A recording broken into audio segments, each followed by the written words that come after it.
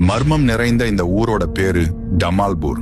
இங்க தினமும் ராத்திரியில சின்ன பசங்க காணாம போக ஆரம்பிக்கிறாங்க. அப்படிதான் ஒரு நாள் ராத்திரி ஒரு அப்பாவும் பையனும் வீட்டுல தூங்கிட்டே இருக்கிறாங்க. அப்போ ஒரு மோளத்தை யாரோ வாசிக்கிற மாதிரி சத்தம் வருது. அதனால அந்த பையன் திடீர்னு எழுந்துக்க அவனோட கண்கள் ஒரு மாதிரியா மாறி அவன் ஆடிக்கிட்டே வீட்டை விட்டு எங்கேயோ வெளியே போயிடுறான். அப்படியே பொழுது விடிஞ்சு அவங்க அப்பா எழுந்து பார்த்த பிறகுதான் புரியுது தன்னோட பையனும் காணாம போயிடான்னு.